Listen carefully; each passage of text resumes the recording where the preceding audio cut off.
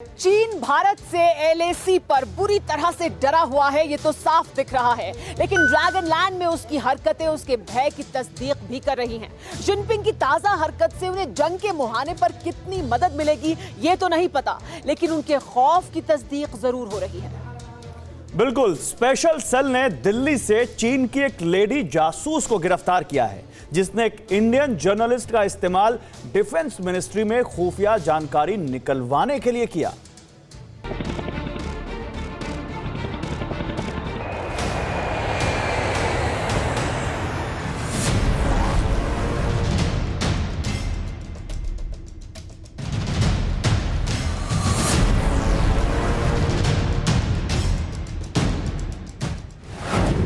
LAC पर dragon का डर, चीनी स्पाई देश में एंटर, खुफिया जानकारी का link, network Delhi to Beijing, गिरफ्त में लेडी जासूस, प्लान फेल, ड्रैगन मायूस, चीन का मददगार जर्नलिस्ट, खुल गई जासूसों की लिस्ट।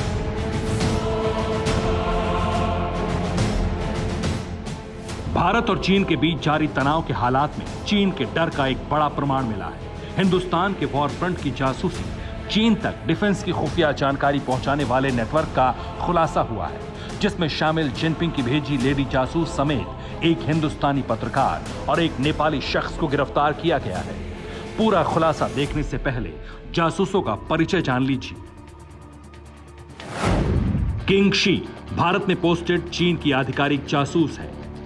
भारत में किंग शी नेपाली नागरिक शेर सिंह की मदद से रह रही थी। इसके अलावा राजीव शर्मा पेशे से पत्रकार है, जो अपनी पहुंच का फायदा उठाकर खुफिया जानकारी निकालकर की शिंग को देता था। चीन के लिए जासूसी के इस पूरे नेटवर्क में जर्नलिस्ट राजीव शर्मा का सबसे बड़ा रोल था, जो किंग शी के अलावा चीनी इंटेलिजेंस के अधिकारियों से सीधे संपर्क में था। राजीव शर्मा ने पीआईबी होल्डर होने का फायदा उठाया। डिफेंस मिनिस्ट्री में एंट्री उसके लिए आसान थी। वो वहां से खुफिया जानकारी हासिल करके चीन के इंटेलिजेंस तक पहुंचाता था। इसके एवज में लेडी स्पाई किंग शी मोटी रकम देती थी। अब जासूसी के लिंक को समझिए।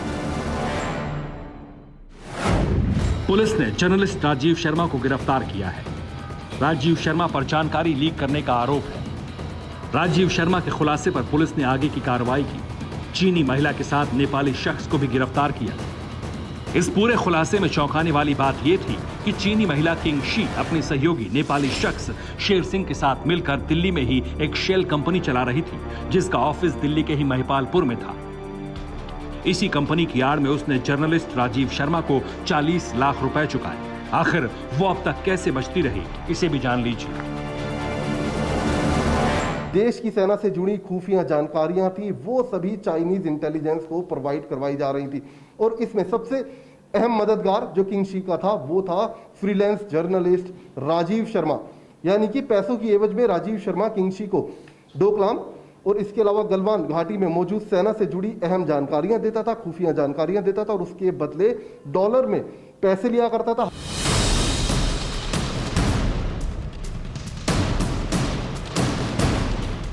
हैरानी की बात यह है कि जिस जर्नलिस्ट राजीव शर्मा ने चीनी इंटेलिजेंस तक खुफिया जानकारी पहुंचाई, वो लद्दाख में चीनी हलचल के बाद की नहीं है, बल्कि राजीव शर्मा लंबे समय से चीन के लिए जासूसी कर रहा था।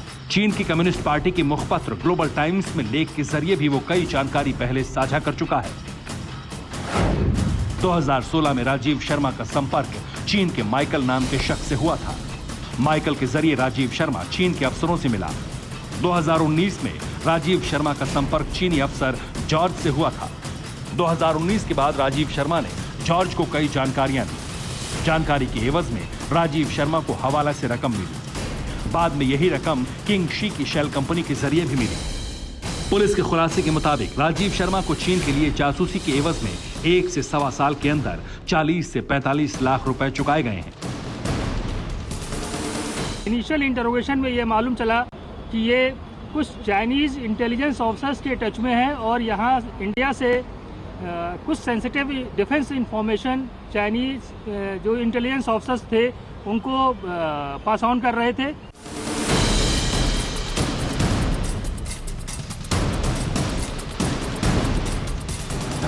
बीजिंग में बने जासूसी के प्लान का खुलासा 2020 में हुआ है। लेकिन आपको जानकर हैरानी होगी कि इसका प्लान 2013 में ही बना लिया गया था। उस वक्त चीनी जासूस किंग शी को हिंदुस्तान में एक स्टूडेंट के रूप में भेजा गया था। किंग शी ने 2013 में जामिया मिलिया इस्लामिया यूनिवर्सिटी में एडमिशन लिया था। उसके बाद उसका भारत में आना जाना लगा रहा और बाद में उसने एक नेपाली दोस्त के साथ मिलकर शेल कंपनी बनाई। दिल्ली में एक ठीक ठाक से मीडिया सर्किल में मूवमेंट करते थे और मीडिया पर्सन थे। इनके पास PIB कार्ड्स भी हैं, तो इनकी मिनिस्ट्री में एक्सेस थी। तो ये इनफॉर्मली तमाम लोगों से मिलते थे और उनसे जो इन्फॉर्मेशन कलेक्ट होती थी उसको ये पास ऑन करते थे। फिलहाल खुलासा लद्दाख विवाद से पहले की खुफिया जानकारियां साझा करने का है। LAC पर मौजूदा हालात के बारे में जानकारी को लेकर खुलासा बाकी है, जो चीनी जासूस शी के घर में मिले चीनी भाषा के दस्तावेज से होगा।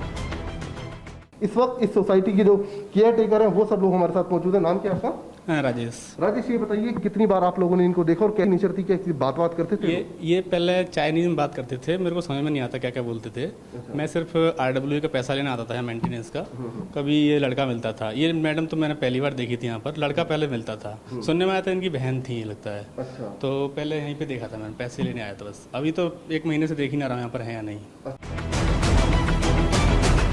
चीन की इस जासूसी वाली साजिश का खुलासा हो चुका है, लेकिन अभी असल खुलासा होना बाकी है, जो गिरफ्तार जासूसों के इंटरोगेशन के बाद होगा और इसके लिए पुलिस की तैयारी पुख्ता है।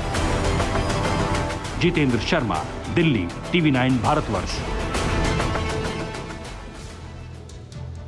क्या आप पर भी बरपा है जालसाजी का कहर?